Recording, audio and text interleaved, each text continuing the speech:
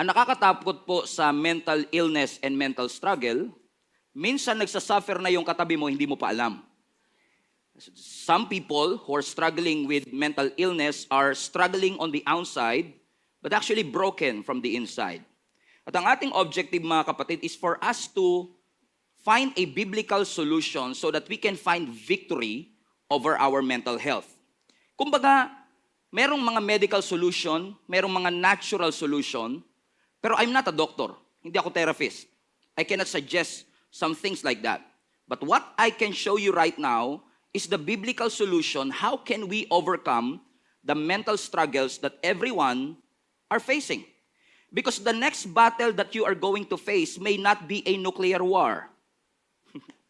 Ang next battle na iyong pagdadaanan ay maaaring hindi war ng world war, kundi yung war within your mind. Because the battleground is in the mind. There are battles between our ears. It's very important na kung ang labanan ay nasa isip, kailangan meron tayong sound and sensible mind. Ang kalooban ng Diyos, hindi ka magkaroon ng sick mind. Ang gusto ng Lord, magkaroon ka ng sound mind. Because our life is the expression of how we think. Kung paano ka mag-isip, yun ang magiging outcome ng iyong buhay. Kahit ikaw ay may good moral, kahit ikaw ay may good character, pero kung wala kang good mindset, you will never have a good life. Ang nakakalungkot, yung isip natin that is supposed to be one of the most powerful arsenal and weapon that we have is the same thing that is holding us hostage para magawa natin ang purpose ng Panginoon sa ating buhay. Our mind is so powerful. And ang objective natin for today is not just to encourage you to think positive. Thinking positive will not transform your life. It will improve your life, but I believe that the best way for us to transform our life is to transform our mind. Everybody say mindset. Importante ito, mga kapatid, that even the mindset of our church and the mindset of the churches in the body of Christ, na magkaroon tayo ng tamang perspektibo how to deal and how to face this enormous battle that the body of Christ are facing. Bakit, mga kapatid? Because ang daming tao ang nagsasuffer ngayon. Maraming tao ang nagsasuffer mentally. Many Christians are suffering mentally. And you will be surprised that even pastors, leaders, church members are suffering from within. And I know for the past years, we've not been vocal about this, pero ngayon we are trying our best sa ability and grace na binigay ng Panginoon to talk about this in the church so that every one of us will find solution, biblical solution, to the struggles that we're facing. Ang nakakapanatag ng loob naman is that even our biblical heroes have faced mental struggle. Si David dumanas nito, si Elijah dumanas nito, si Jeremiah dumanas nito, si Moses dumanas nito, si Job, si Jonah, si Naomi, lahat na itong mga kilalang biblical heroes have faced mental struggles as well. Bakit natin ito pinag-uusapan? Because, ang sabi nga ng survey, depression is the leading cause of suicide nowadays. Depression. Extreme sadness. Prolonged sadness. And I know, at this generation, ang dali nating bitawan yung salitang depressed ako, nalungkot lang ng konti, depressed ako, pero ang tunay na isang tao na may medical condition of depression, it is a result of prolonged sadness. Yung kalungkutan na hindi matapos-tapos, at ang sabi ng survey, depression ang leading cause ng suicide. At ang nakakalungkot, even Christians are committing suicides. And I've known pastors who have committed suicide. And I almost committed suicide. And first things first, I want to address this issue that many Christians believe na ang isang taong nag-suicide will automatically go to hell. Have you heard of this teaching? The Bible does not support that kind of teaching. Hindi sinabi ng scripture that anybody who committed suicide will go to hell automatically. Why? Because may mga tao that they don't have the ability to decide for themselves. Lalo yung may mga mental sickness talaga, they don't know what they are doing. Amen? Now, let me just say this to you. Suicide is a serious sin. Because I believe that suicide is an insult to the creation of the Lord. But the Bible does not support that every Christian who committed suicide will automatically go to hell. Amen? I just thought that somebody needs to hear that. Amen? Why is it important? Because what you suffer, anumang suffering na yung pinagdadaanan, financial, relational, emotional, what you suffer doesn't define who you are. Amen? Hindi porket bumagsak ka, you are a failure. Hindi porket nagkamali ka, you are a mistake. What you suffer doesn't define who you are. So when you are going through depression, when you are going through extreme sadness, usually we associate depression as weakness. Kaya ka depressed, mahina ka kasi. O kaya ka depressed, demonic ka kasi. Some are even thinking like that. But depression, by definition, depression is actually a result of an unmet need. Merong pangangailangang hindi na solusyonan. That's why it resulted, nagsimula sa sadness, na nauwi sa depression. And many people are asking me, Pastor, bakit kung paano nagiging vocal tayo ngayon sa panahon natin, but unfortunately, some people are suffering or going through depression in silence. Nagugulat ka na lang, bigla nilang binawi ang kanilang buhay. Magugulat ka na lang, bigla silang gumawa ng isang bagay na nakakalungkot. Because I believe, mga kapatid, that many Christians and many people are suffering from mental illness is because of the stigma, because of the shame. Nahihiya kasi sila kasi ang connotation natin sa ating culture at sa ating religious organization is that kapag depressed ang isang tao, kulang sa prayer yan. Kapag ang isang tao ay depressed, ay kulang sa panalangin yan. You should pray harder, you should worship harder. Kaya ang mga tao tuloy, as a result, they just hide their depression and they're just fake their depression. I'm not saying na ganyan ang ating simbahan, pero some of you, if not many of you, know my story na nung dumaan ako sa depression, tinago ko din for many months. Because natakot akong mahusgahan ng ibang tao na pastor ka pa naman, ba't mo nararanasan yan? In fact, it's a tie. Kasi ako din nagtatanong kung bakit ko nararanasan, samantalang nananalangin naman ako, nagbabasa naman ako ng Bible, but because of the overwhelming pressure maybe that I faced, I've gone through depression. I thank the Lord because God sets me free. Hindi ako gumawa ng permanent solution sa temporary circumstance. That I trust the Lord that God will see me through na mapagtagumpayan ko ang lahat ng aking mga pinagdaanan. Nakakalungkot ngayon, pag may mali sa katawan natin, nagpapatingin tayo sa doktor. Masakit ang tiyan ko, pa-check up tayo. Masakit ang balakang ko, magpa-check up tayo. If something is wrong with your body, ang tendency natin is magpa-check up tayo or tulungan natin siya.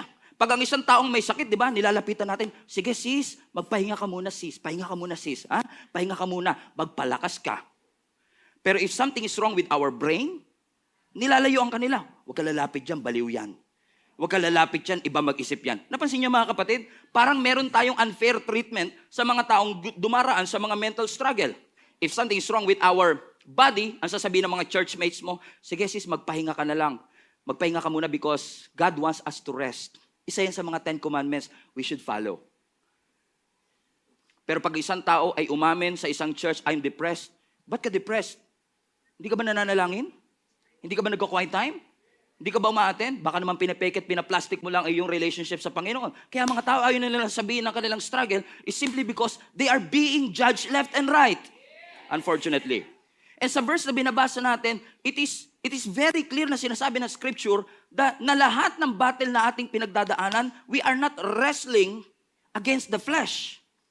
But we are, nakikipaglaban tayo against principalities and authorities na ang sabi ng Scripture dun sa part na binasa natin, na sabi nga doon, take every thought captive to obey Jesus Christ. The solution for us to destroy the arguments and to destroy the lofty opinion raised against the knowledge of God is to take our minds captive. Ibig sabihin, kung ang ating isip ay inalipin ng depression, baliktarin natin. Allow our minds to be captive with the obedience that we have in Jesus Christ. Anong ibig sabihin ng take your thought every captive? Lagyan mo ng filter. Yung gripo, nilalagyan mo ng filter para yung dumi hindi makalusot. Ganon din sa ating kaisipan because we cannot control what we see, but we can control our second look. We cannot control what comes into our mind. We cannot control what comes into our mind, but we can control what stays in our mind. Take every thought captive. Ibig sabihin, filter your mind. Filter the input.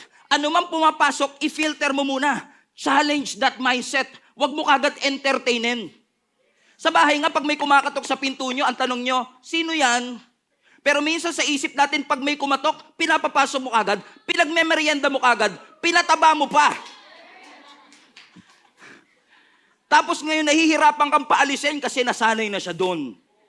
Ano ang sabi ng scripture? Take every thought captive. I-trap mo. I-regulate mo. I-control mo. I-seize mo. Ang sabi rin ni Apostle Paul sa Ephesians chapter 5, don't think thoughtlessly. Huwag kang mag-isip na parang hindi ka nag-iisip. If you know what I mean, nangyayari ba yun sa inyo minsan? Na may mga ginagawa tayo sa buhay natin that we don't think it through.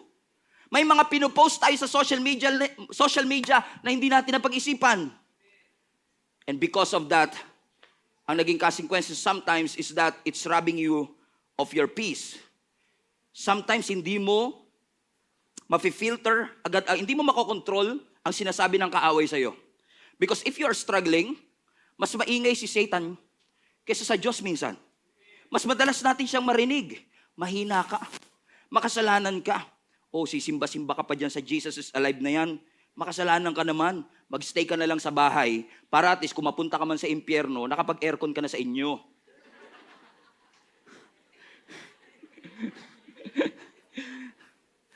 Kung i-entertain mo yung ganun thought, you will not grow. If you will entertain these thoughts, it may result to something that you will regret forever.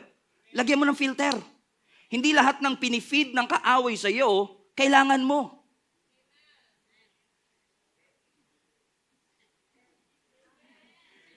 You don't need everything that the devil feeds. Hindi lahat ng pinifeed sa iyo, i-filter mo. Ano ang filter? Kapag sinabi sa iyo ng kaaway mahina ka, no. Ang sabi ng scripture, let the weak say, I am strong. Filter it.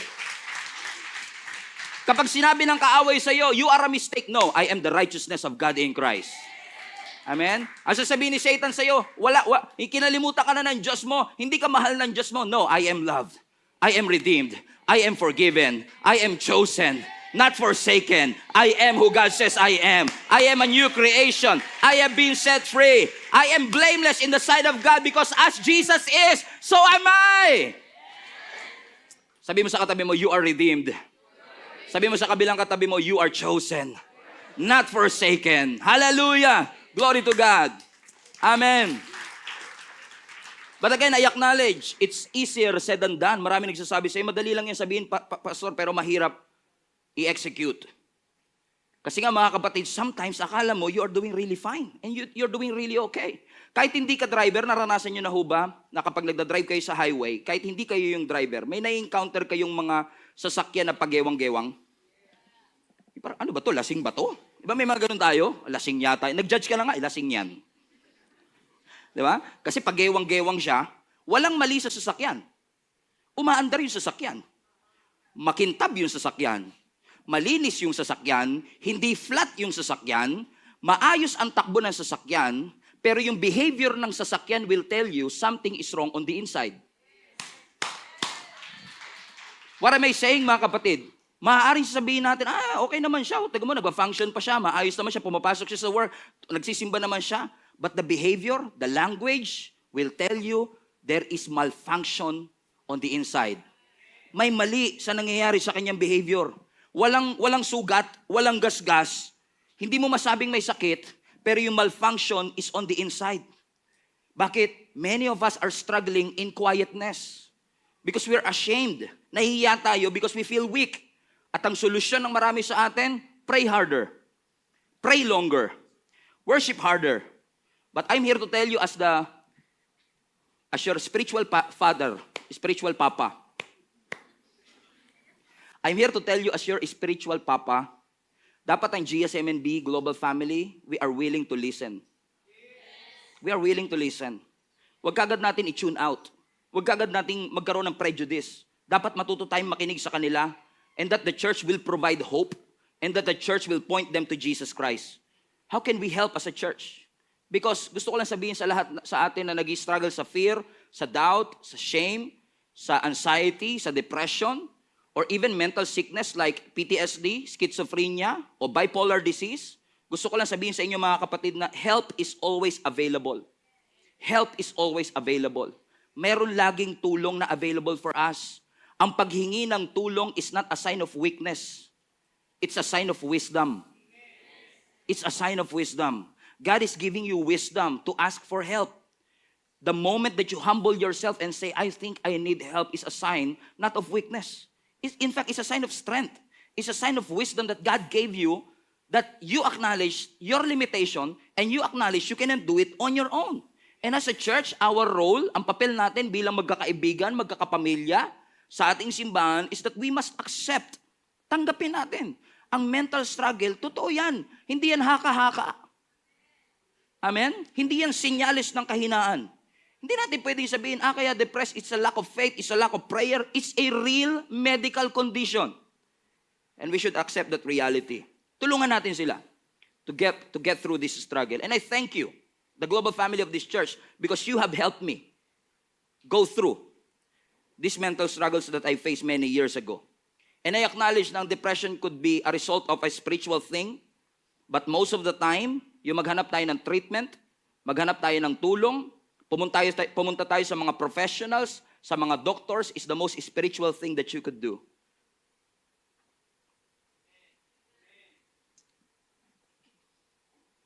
Sinasabi na iba, Pastor, parang hindi naman sa akin yung topic na to kasi hindi naman ako depressed. Well, thank God you're not depressed. But somebody in your family might be. Amen? Somebody that you know might be. Amen? So seeking help is not a sign of weakness. So if you are depressed right now, if you're struggling with anxiety and fear, do not struggle alone. God is here. God cares for you. And God cares for our mental health. In fact, mga kapatid, kung titignan nyo yung panahon natin ngayon, binibigyan na ng importansya ang mental health, ano? Parang nagiging topic na siya sa balita. Ang simbahan, dinidil na rin ang mental issues. Pero gusto ko lang sabihin sa inyo, bago pa ito maging cultural topic, nagmalasakit na ang Diyos sa lagay ng ating mental state. Because God already knew that the battle that we're facing is through our mind.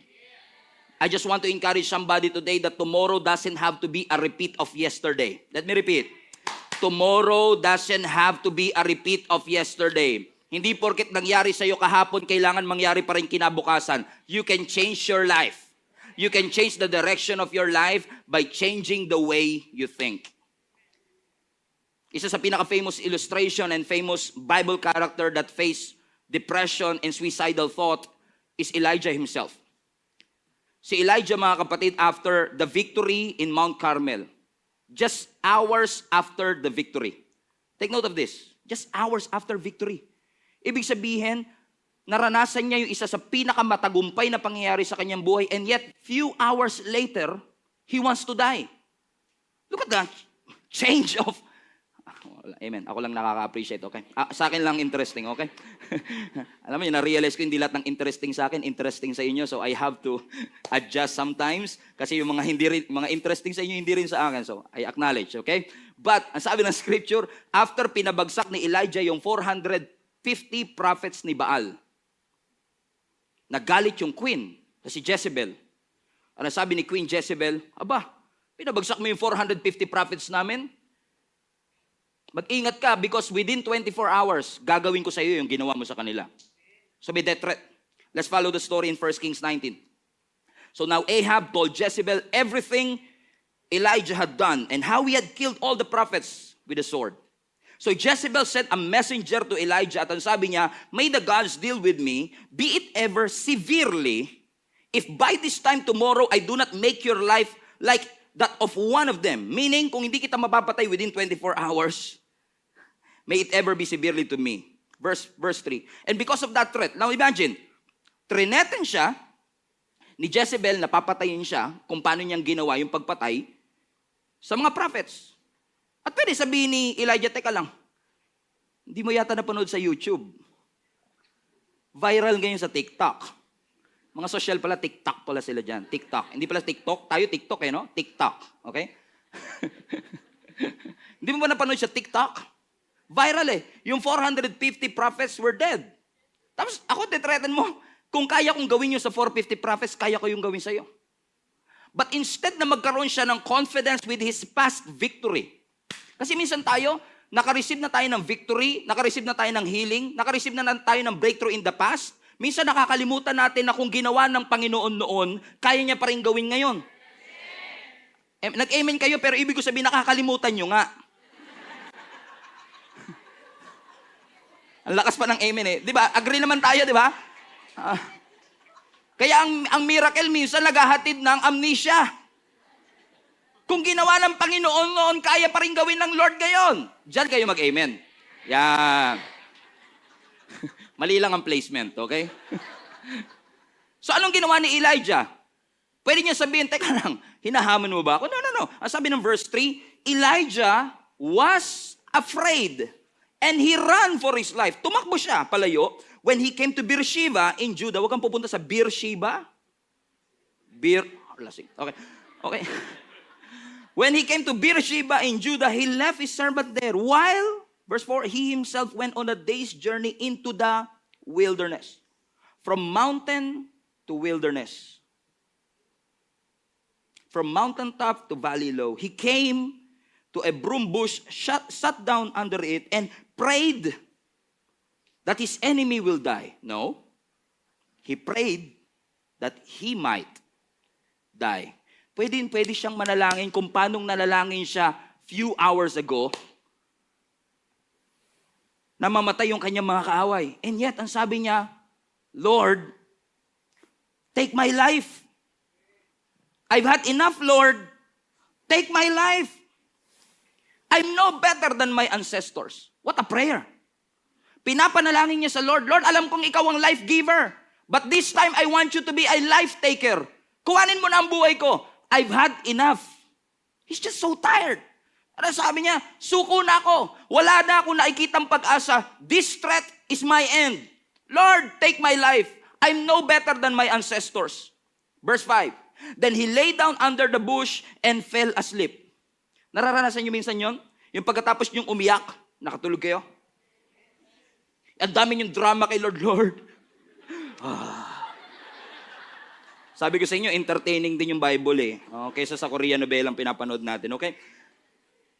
So he was asleep. And all at once, the Bible says, all at once, immediately, the Bible says, immediately an angel touched him and said, get up and eat.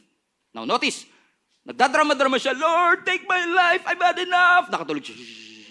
Ginising siya ng anghel, sabi niya, bangon! Ano na naman yung drama-drama mo? Kulang ka sa prayer. Kulang ka sa worship. Magsimba ka nga. Ilang chapters ba binabasa mo araw-araw? Gawin mong dalawa. Dagdagan mo. Hindi. Ang sabi ng angel, bumangon ka at kumain. Because sometimes bago mo gamutin ang isip, gamutin mo muna ang sikmura. Sabi mo nga sa katabi mo, baka gutom lang yan. Get up and eat. Verse 6. So he looked around, and there by his head was some bread, baked over hot coals and a jar of water. Grabe, yung chef niya, angel pa. Yung baker niya, angel pa. So ang ginawa niya, he ate and drank, and he lay down again. Kain tulog lang, ano? And then verse 7, the angel of the Lord came back a second time and touched him again. Get up and eat, for the journey is too much for you. Ano sinasabi ng angel? Bangon, kain ka uli. I know you've been overwhelmed. I know you are tired. You know what? God knows exactly what you are going through. Alam ng Diyos that you are tired, and God is not permitting you to rest. Kung pagod ka, magpahinga. Walang mali. Just don't quit. Do not quit until you're done. Hanggat hindi pa tapos ang Panginoon sa'yo. Just keep pressing forward and continue. The best days of your life is ahead of you, not behind you.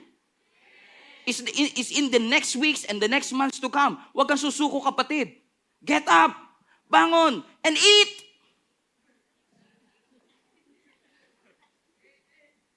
So verse 8. So he got up for the second time and ate and drank, strengthened by that food. And then he traveled 40 days and 40 nights until he reached Horeb, the mountain of God, and there he went into the cave and spent the night. What's this? Because of the food, he was strengthened. Minsan, ang mga mental struggles natin, madalas ang laging solution natin is spiritual solutions.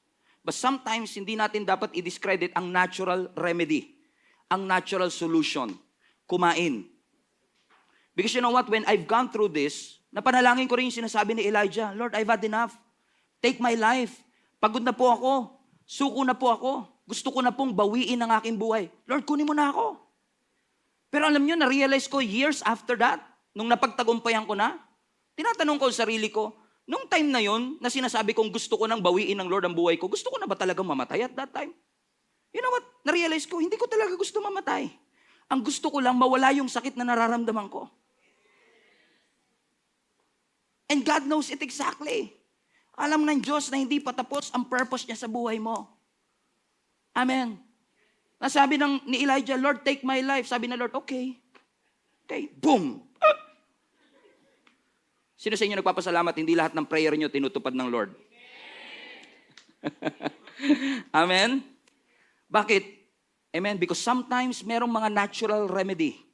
May mga natural things na binibigay ng Lord as a solution for us. Amen? Minsan gagamit ang Lord ng doktor for you to get well. Kung magre-reseta sila ng mental health medicines, take it. Kung may magre-reseta sila ng antidepressants, take it. Kasi hindi natin maiaalis ang katotohanan, mga kapatid, na may mga mental illness na hindi demonic attack at hindi spiritual attack. May mga mental illness talaga not because of chemical imbalance. At para mabalance yung imbalance, kailangan ng medication.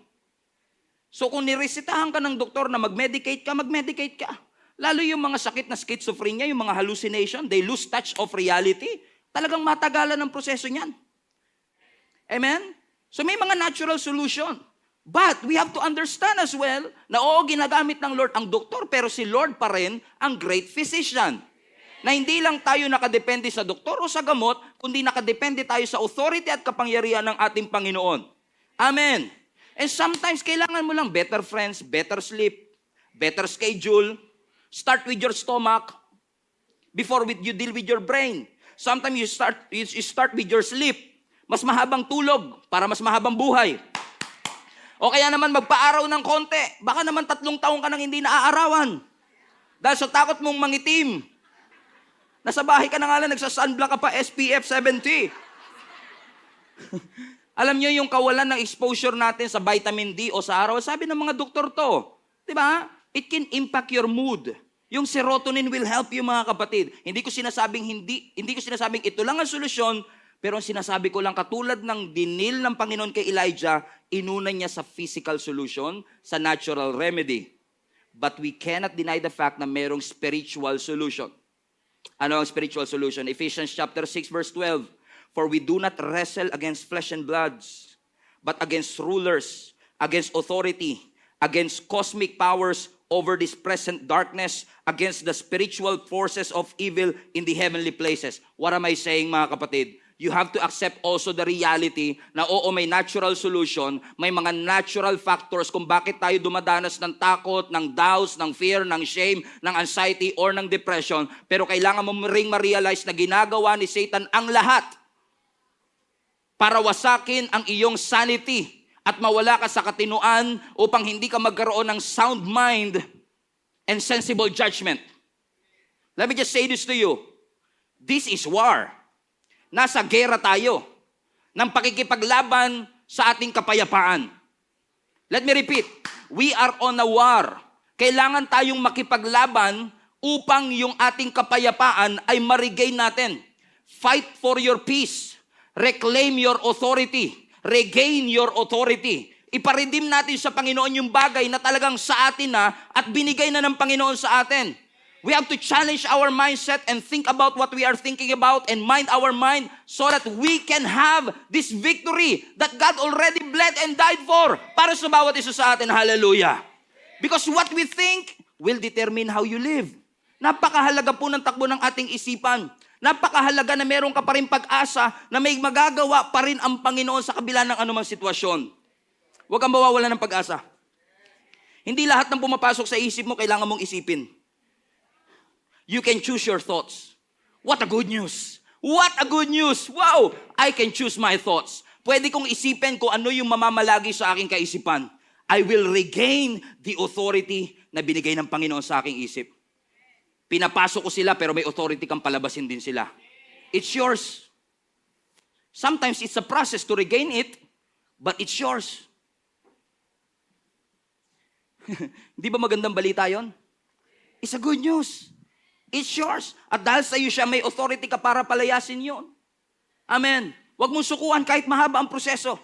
Huwag mong sukuan kahit it will take months and years. Amen. You have to have a made up mind na hindi ako susuko hanggat hindi ko nare-regain yung authority na ibinigay ng Panginoon para sa akin. Bakit? Namatay si Kristo. Naghirap si Kristo para maranasan natin yung buhay na pinagbayaran niya para sa atin. At dahil si Jesus Christ ay muling nabuhay, we have an assurance, we have a receipt na anumang bagay na ibinigay ng Lord, pwede mong maranasan sa iyong buhay. Colossians 3 verse 1 to 3, since you have been raised with Christ, set your hearts on things above where Christ is, seated at the right hand of God. Set your minds on things above, not on earthly things. For you died, and your life right now is hidden with Christ in God. When Christ, who is your life, appears, then you also will appear with Him in glory. Whoa, what a verse. Wow, what a verse. Set your minds. Pag sinabing set your minds, maging intentional ka. Kung paano mong sineset ang alarm clock. Kasi hindi kusang tutunog ang alarm clock at gigisingin ka. You have to set it. You have to make a decision. You have to be very intentional. The same thing with your mind. Hindi siya automatic na mag-iisip ng positive for you. You have to set your minds on things above. Ano sinasabi ni Apostle Paul? Kailangan mamatay. Whatever belongs to your earthly nature. Ano mang bagay na belongs sa iyong laman at flesh, kailangan siya mamatay so that what is spiritual and eternal will conquer it. Set your minds on things above, not on earthly things.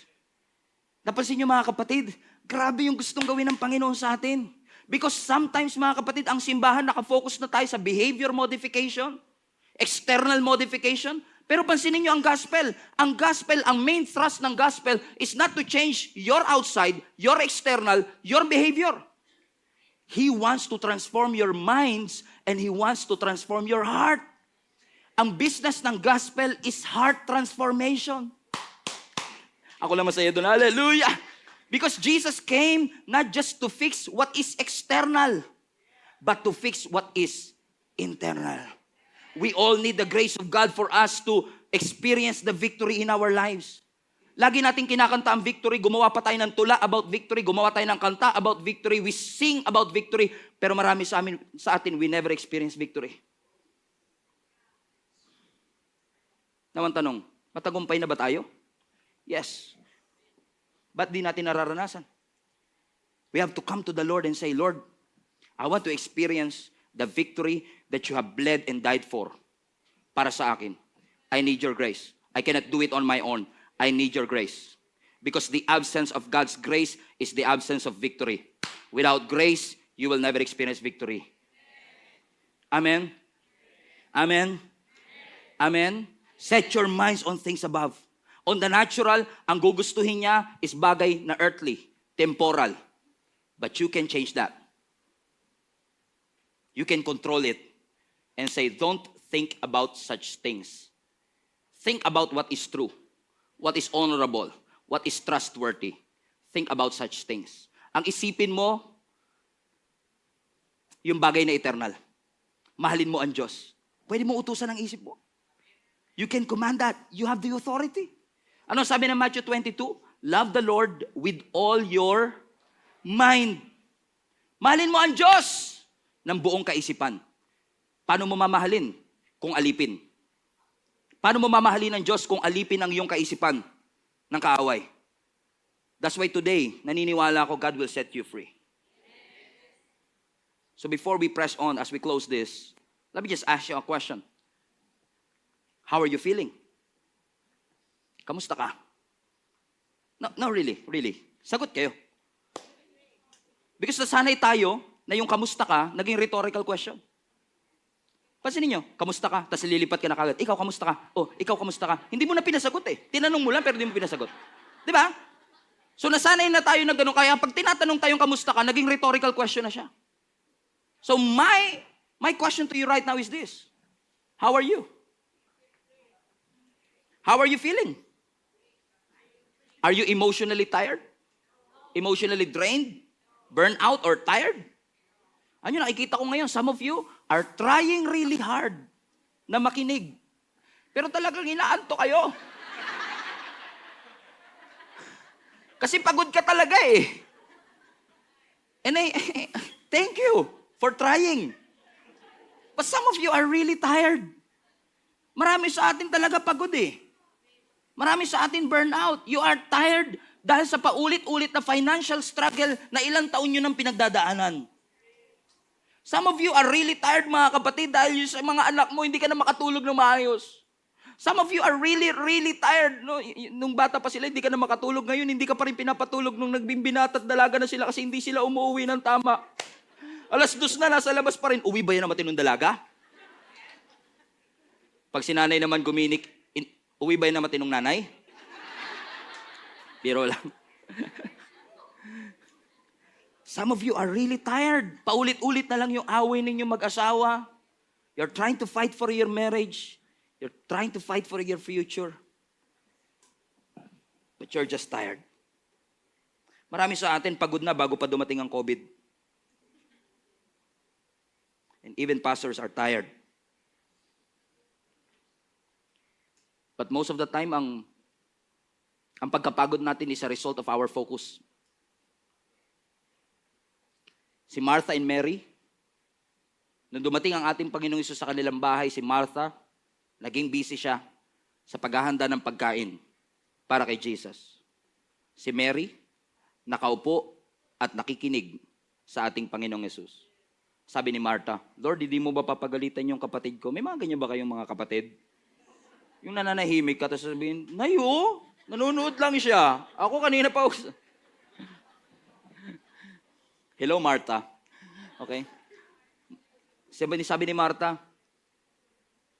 hindi niyo po ba sasawihin si Mary? Hindi niyo po ba siya pwedeng utusan na tulungan ako? Ang sabi ni Lord sa kanya, Martha, Martha, you are worried and troubled about so many things. But one thing is necessary. And Mary chose what is necessary. Ano sinasabi ni Jesus? Listening to me is more important than food preparation. Pero napansin niyo ba? Hindi ni-rebuke ni Jesus yung kanyang ginagawa at yung kanyang business. Hindi ni-rebuke ni Jesus yung kanyang external na ginagawa. No. Ang sabi ni Jesus, you are troubled internal and worried about many things. That what is happening on the outside is a reflection of what's really happening on the inside. You're troubled. You are worried. You are tired about everything. Hindi yan ang kalooban ng Lord sa'yo. Gusto ng Lord na ikaw ay maging malaya. Gusto ng Panginoon na ikaw ay magkaroon ng sound mind, hindi foolish mind, hindi sick mind, hindi weak mind, kundi sound mind. And even Apostle John said in 3 John chapter 2, Dear friends, mga kaibigan, I hope all is well with you, that you are as healthy in body as you are strong in the spirit. Everybody say, all is well. Ang all is well, mga kapatid, ay galing sa Greek word ng 3 idiots. Okay. All is well. Okay. Ang all is well is from the Greek word whole. Buo. Ang ibig sabihin, nothing broken, nothing missing. Anong sinasabi doon? Kung yun ang definition ng all is well, ano sinasabi ni Apostle John? Dear friends, GSMNB Global Family, I hope nothing is broken and nothing is missing in your life. That you are as healthy in your body as you are strong in your spirit. Kung ikaw ay natrap sa iyong self-destructive pattern, God wants you to be whole. Gusto ng Lord na lumaya ka, kapatid. Baguhin mo ang takbo at direksyon ng iyong kaisipan. Elevate the way you think about yourself.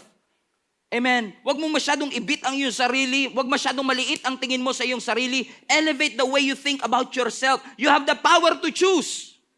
about the outcome of your life.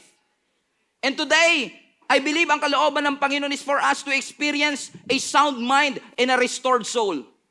Na i-restore ng Panginoon ang ating kaisipan. Na hindi tayo mag-focus sa mga bagay that worries us, that troubles us.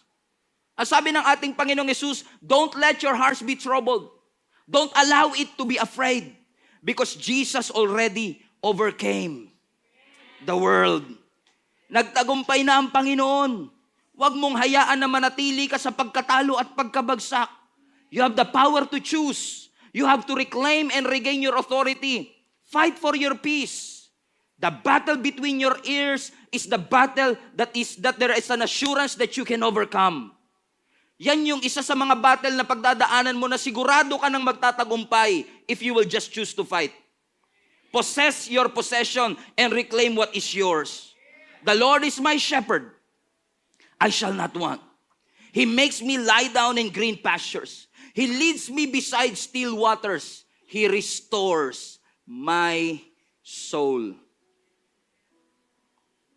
He restores, everybody say, He restores my soul. When the Lord is your shepherd, you will not lack. You will not lack healing.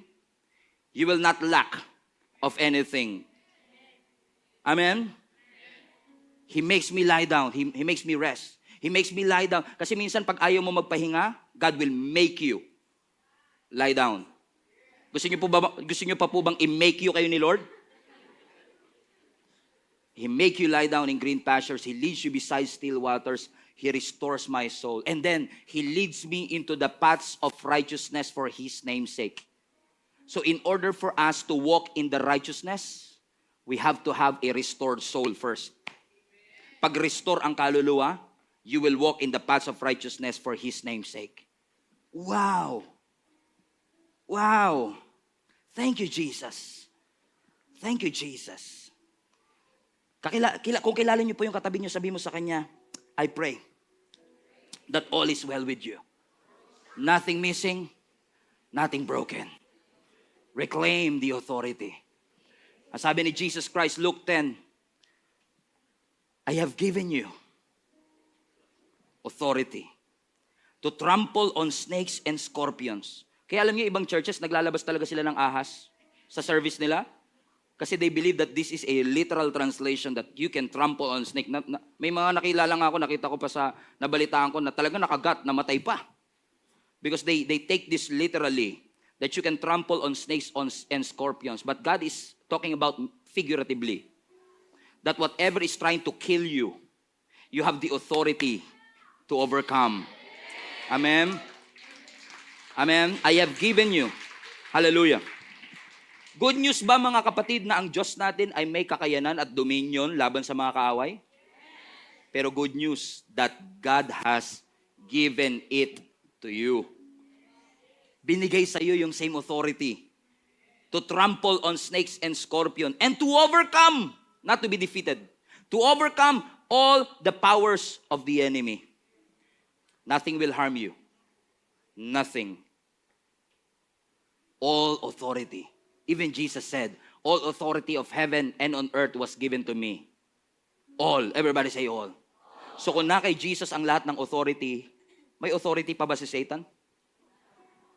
Ba't mo binibigyan? Huwag mong bigyan. Pag nagsalita siya, shut up. Shut up. Hindi yung asawa mo ha, Satan. Si Satan. Minsan napapagkamalan mo, may similarities, pero